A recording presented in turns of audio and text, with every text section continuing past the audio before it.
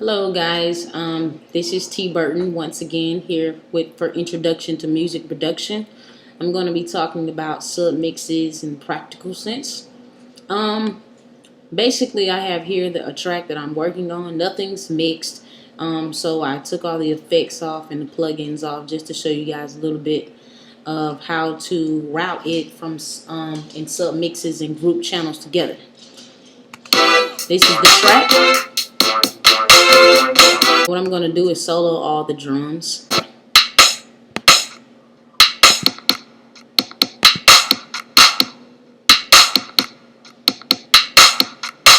So those are my drums that I soloed out. Now after the solo, what I'm going to do is go to mix, and I'm going to go to my IOs.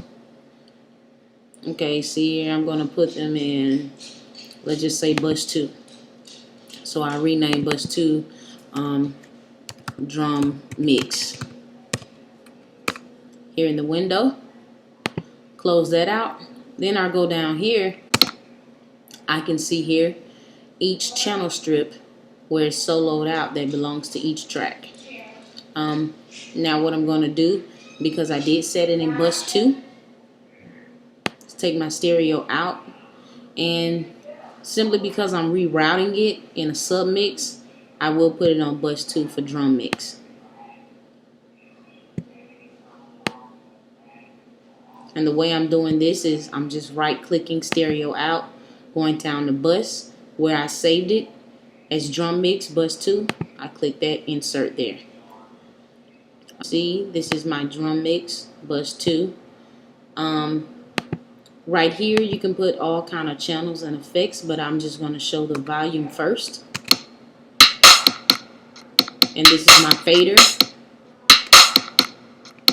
And in the fader, it controls the volume. I can go up, I can go down, and it will be reduced or increased for all of my solo channel strip settings.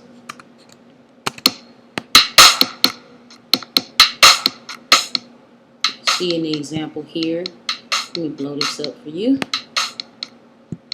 You can see in the example here that if I lower the volume, it actually decreased all of my drums.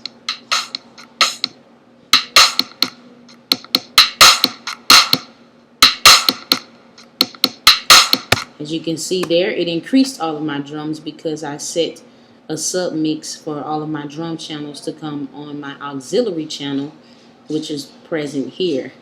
Now, if you did want to put effects on it or any type of plugins, you can go here, and I have a chorus effect. Right now we'll just do EQ, and you can hear it. EQ and Space Designer.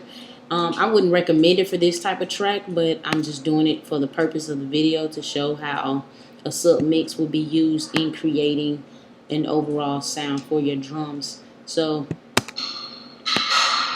here you can still hear the reverb and the EQ. Only thing I did was cut the volume down because this is not in pre-fader mode. This isn't a pre-fader, so that's why the volume decreased, but the effects on the plugins and inserts are still there. You can still hear reverb, and you can still hear the EQ. Doesn't sound great, but that's a way that you can use and show effects on your DAW system. I'm using Logic X on my mixer board. So that's it, guys. I hope you enjoyed my presentation about how to submix inside of your DAW. I used a drum mix, and I really didn't know how to do this function until now because of the lessons that were taught. So this is something that's pretty neat, and it does keep the space down on your CPU and doesn't really take much processing data away from your computer. So that's a good thing to know. Thanks for taking the time out to listen.